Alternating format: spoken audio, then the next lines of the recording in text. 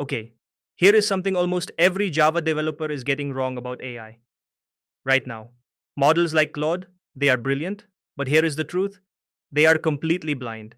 They cannot see your database, your orders, your customers, nothing, unless you give them hands. That is what MCP does, the Model Context Protocol.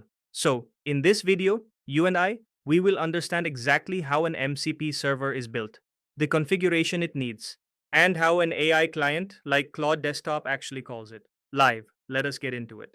So, what exactly is MCP? Simplest analogy, think of USB-C. One port works with every device. Well, MCP is USB-C, but for AI. Before MCP, every time you connected an AI to a system, you wrote custom glue code, different, every single time. MCP fixes that. It is one standard protocol for how an AI app like Claude Desktop talks to the outside world. The AI side, we call the client. Your side, the part that exposes tools and data, that is the server. One protocol, any AI, any backend. And the best part for us, Spring AI ships official MCP server support for Java. Now, why does this matter for you specifically? Because the world's real data does not live in some Python script. It lives behind Java services, orders, payments, inventory, customers, running on Spring Boot in production right now. So when a company says, we want an AI that can answer, where is order 1042? Someone has to connect that AI to the real system safely. That someone is not a prompt engineer, it is the Java engineer who owns the service. That is you, and MCP is how you become that bridge. Quick map of where we are going. First, the architecture, how the client, the server, and the transport fit together. Then, the part everyone gets confused by, the two transports, standard I/O for local, and Streamable-HTTP for production. Then we write a real tool with its annotation, its name, and its description. We connect it to Claude Desktop, and we watch it answer with live data. Stick around for the end, because there is one serious security hole we have to talk about. Let us look at the architecture, and if you have seen my microservices videos, this will feel familiar. On the left, Claude Desktop, the client. On the right, our Spring Boot app, the server. How do they talk? Over a transport. Now, inside the server, this is the key idea. We expose tools. And a tool is nothing fancy. It is just a plain Java method. A method the AI is allowed to call.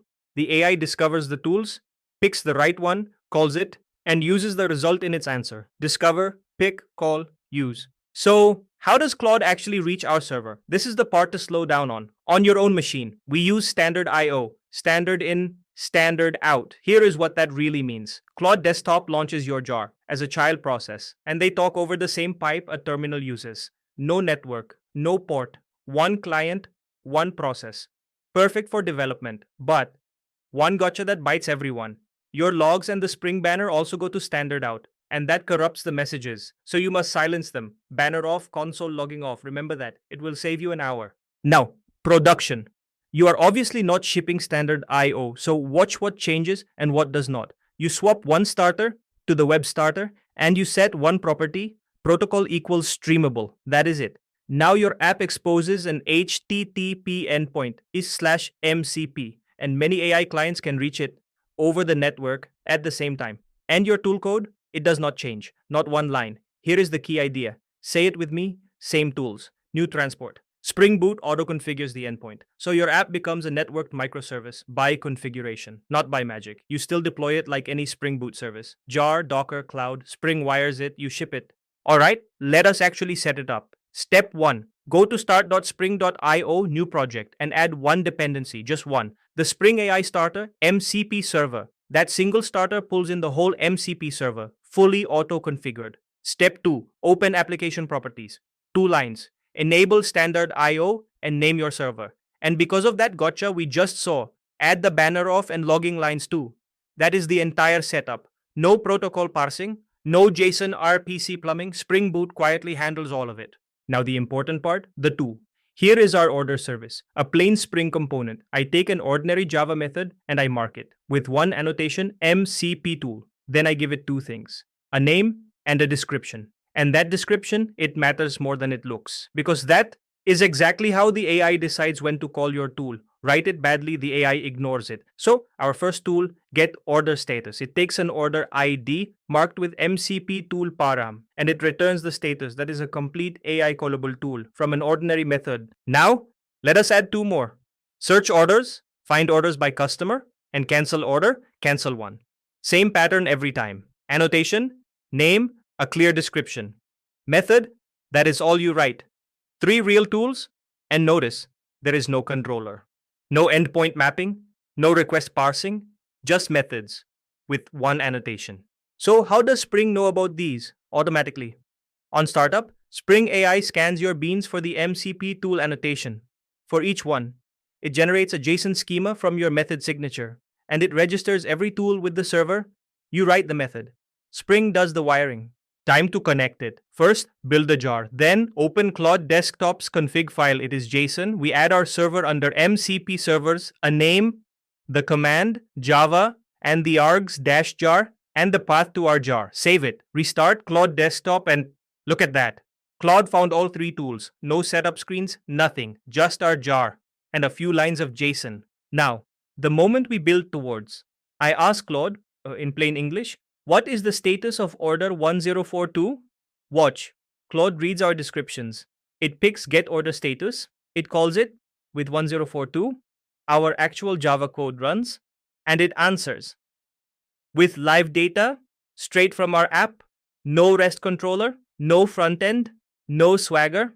Our humble Spring Boot service just became a tool any AI can use.